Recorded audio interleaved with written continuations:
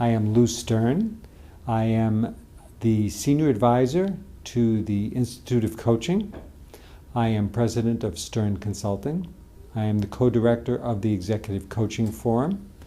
And I am also Editorial Advisor to 2 large international journals of coaching.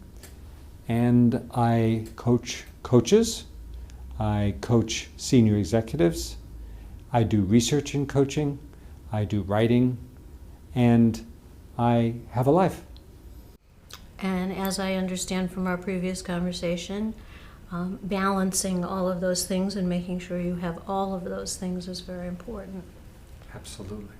And I also understand that you are quite passionate about communicating the need for that balance to others in our profession, right? I do, because I truly believe that there is something about coaching that pulls people in. And when they get pulled into it, they get so excited that it's hard to say no, and it's hard to take time for yourself, take time for the people you care about, take time for your health, take time to build energy, so that you can be there not only for your clients, but for yourself and the people in your life. Good. You did a workshop presentation for us yesterday that was, as I understand it, extremely well attended, that had to do with building and managing a professional practice. And we talked earlier about not wanting to go through the details of that, which are available in the presentation and in your book, but to talk more about what kinds of strengths are necessary for coaches and how a coach might best leverage their own strengths and beyond that, grow their own strengths in order to build their practice. Can you speak to that a little bit? Yes, and let me reposition it slightly, and that is that it's, if it was all about strengths, it probably would be pretty simple. I think it's about first making the decision as to whether or not coaching is the best thing for you and the people you'll be coaching. I think a lot of people get into coaching because they're moving away from something or towards something that isn't what they thought it was. Can you give an example? Yes, as an example, there are a lot of mental health professionals who do psychotherapy, and they're getting depressed by it, or they're finding that it's too restrictive, or that they're not making enough money from it.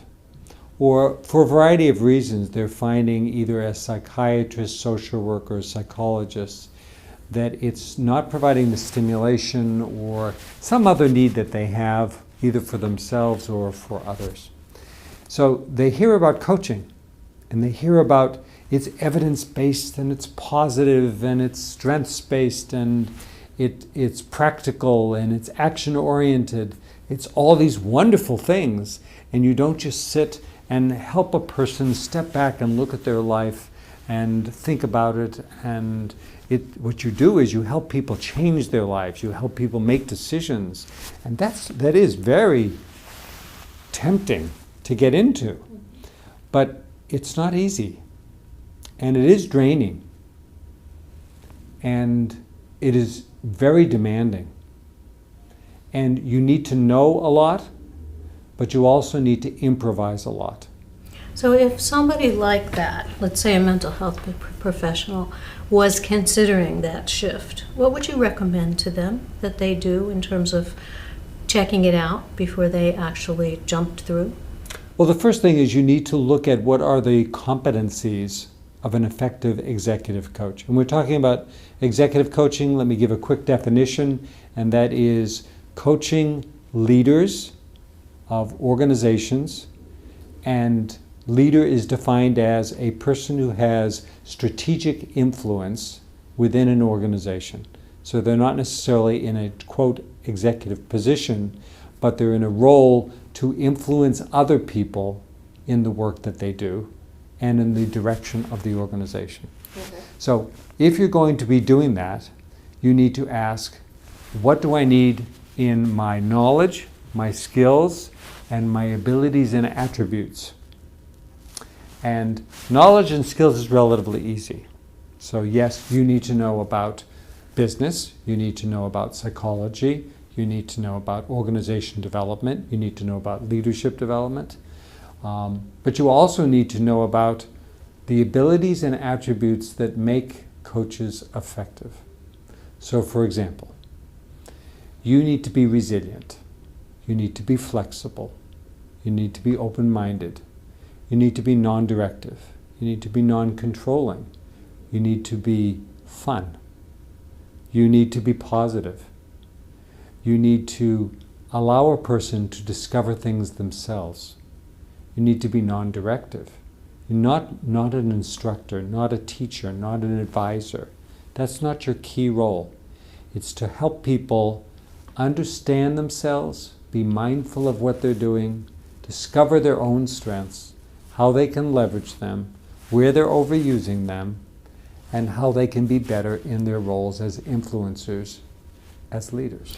Really key word in that, Lew, is to, and I'll re-language you a little bit, to facilitate people in discovering for themselves. Discovery was the word that I was keying on in what you said. What do you think the importance is of somebody who wants to go into coaching or who is an executive coach in pursuing their own personal work, growing themselves, their own personal development and professional development?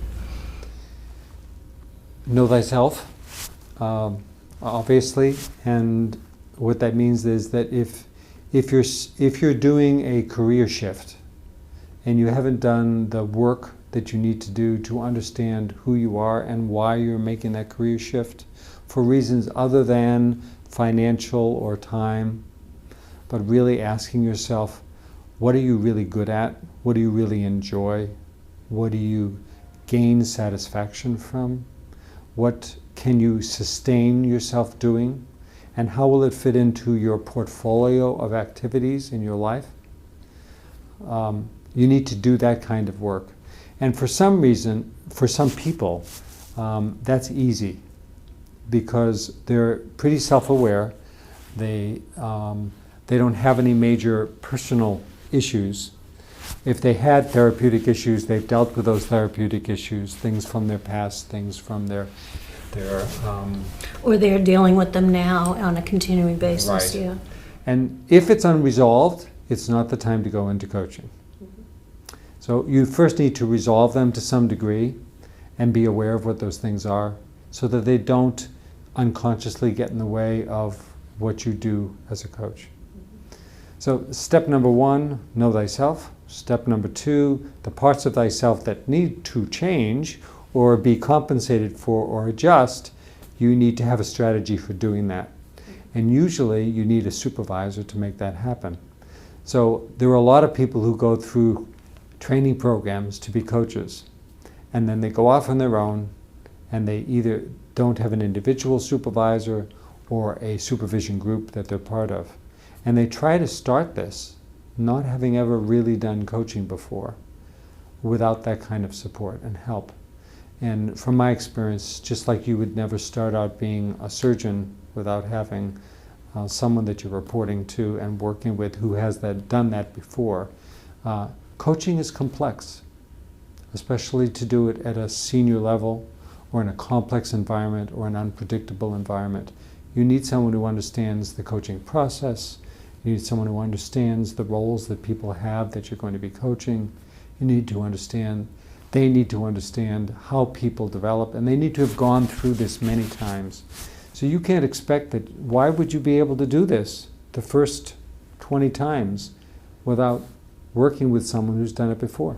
Well, and I think I might, for me, say that it goes on, that it isn't really only those first new beginning coaches. And I know that most of those of us that have been doing this a long time either have supervision groups or peer groups or have our own coaches or coach each other. We had Ben and Roz Zander yesterday, certainly among the top levels in coaching.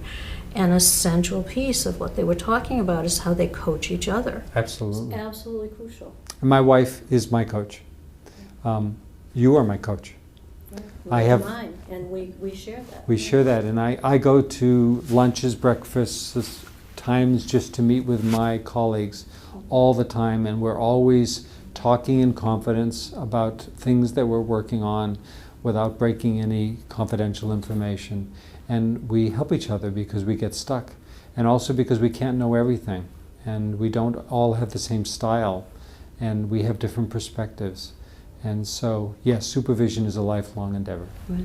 I think that leads us to something else we wanted to talk about, and that was the idea of continual learning and continuously adding skill sets and modalities and models and challenges to a practice. Can you speak to that a little bit?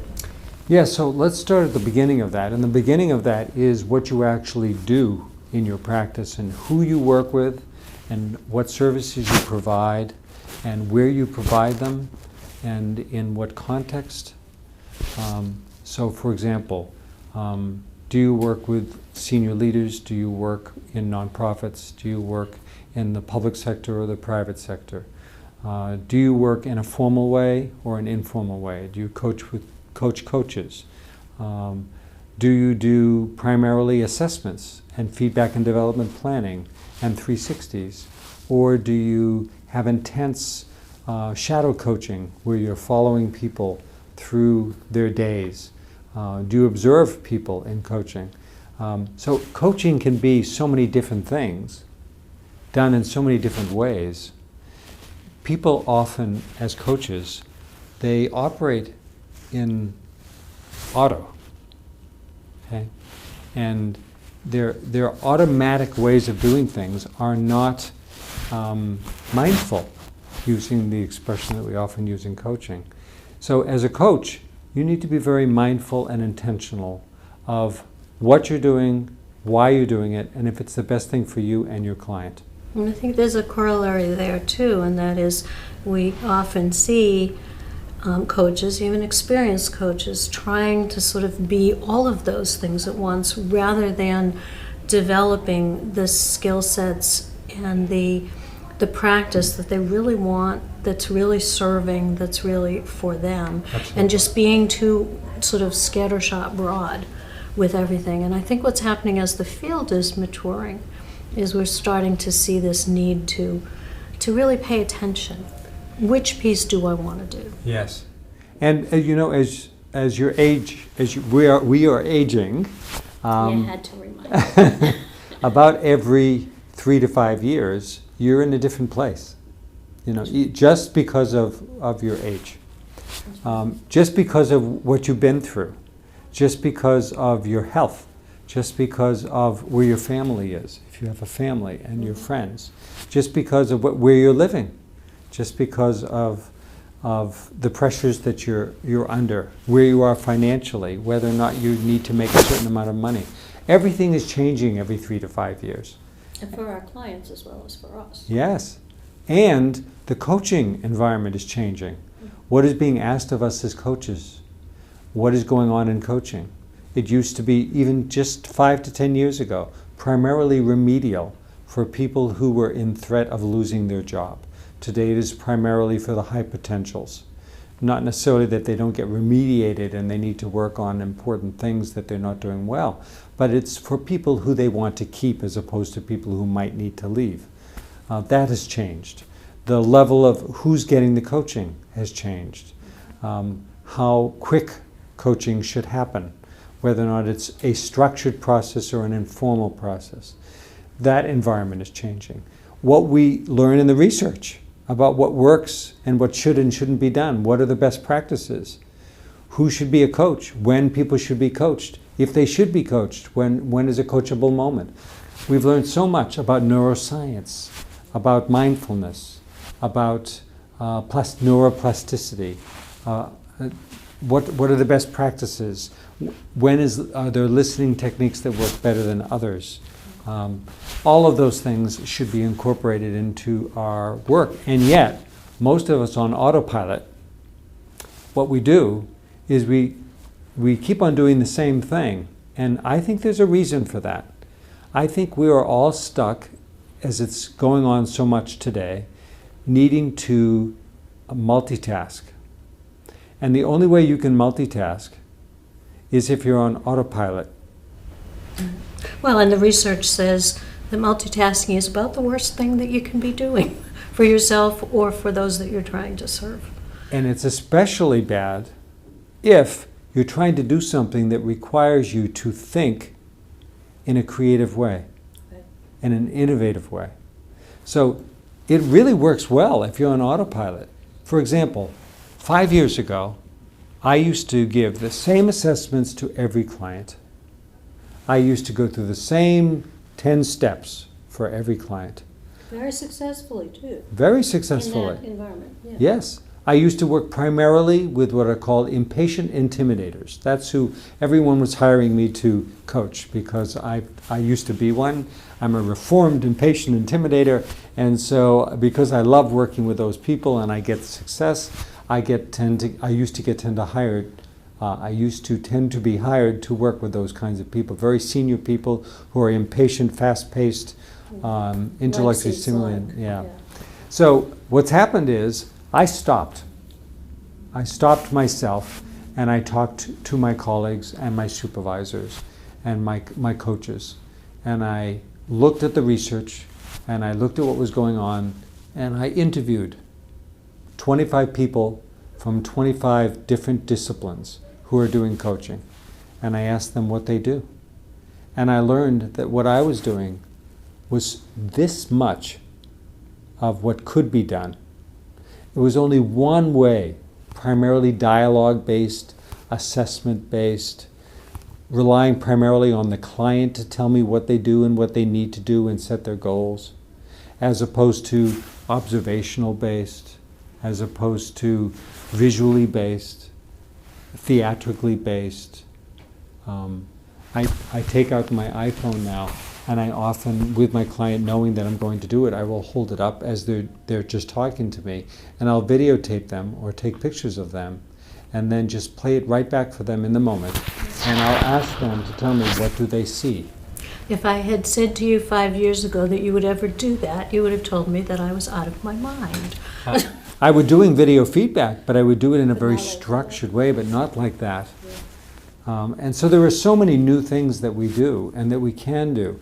One of my colleagues is a former artist. Another one is a photographer. And when I ask them what they do in coaching, one of them says, the photographer says, he uses the fish ass phenomenon. And I said, what is the fish ass phenomenon? He says, if you try to take a picture of something that's moving, that's close up, all you'll get is the fish ass. If you're underwater, this was a scuba diving photographer. And if you want to capture something, you either need to move back or you need to focus at a distance. And that's the only way you'll get to see the movement and the system and the context. Fabulous metaphor. Okay? And so I use that in my coaching now. The artist colleague of mine puts an empty sheet of paper out on the table in front of their client. And they say, when the client is saying, I'm frustrated, it's not working. And now I'll say, could you draw me a picture? If in a year it was working, what would it look like? And they say, I can't draw. I say, fine, just put down anything. Just stick figures are fine. Just get something down. Use circles, it doesn't matter. And they start putting something down. And I'll say, describe to me what you've just drawn. And I'll say, here's another piece of paper. Draw what it is today. What's the difference? Now, that's very different than having a dialogue of going through data and observations and statistics and what the boss is doing and all of that. They start using a different part of their mind. They start using different parts. It becomes very different. That's just one. My daughter's an occupational therapist. I ask her, how does she coach her clients? Totally different process of going through micro aspects of how they move their body and how they talk and when they take time to think and when they think, in what ways do they think, and taking down the numbers of what that happens and then just analyzing it and seeing what the pattern is. I don't do that in my coaching. Now I But the do. frame is, and what you're saying is so valuable, is that each of us can learn from the breadth of what's available. It doesn't mean that we have to go learn to do what an occupational No. therapist does or what an artist does, but there are pieces that we pull from all of it. Absolutely. And the most important thing, and you brought it up, is that what we have to do is we have to constantly be asking ourselves and be mindful, what are we doing? Is there something else we could be doing that would be best for our clients? Are we limiting ourselves by our own background and discipline? Are there other backgrounds and disciplines from which we can integrate different strategies, models, techniques? And that's where the field is really developing. It's the frame. We don't have much time. I would like to talk about something that I know is really important to you, and that's the socially responsible aspects of coaching. So, what do you want to say about that? Coaching can save the world. Okay? And what I mean by that is, if the role of a coach is to help a person be aware of what they are doing, what the positive aspects and the possibilities of what is going on around them are, what they could be doing differently to have an impact on that. If that's what coaching is all about, and we do it with just people to help them make their company more money, or to help change a policy in a local government, that's a beginning. But what about the people who have the influence over what we're doing with our ocean and with climate change and saving the planet for our grandchildren? What about coaching people without worrying about whether or not you make money? Okay?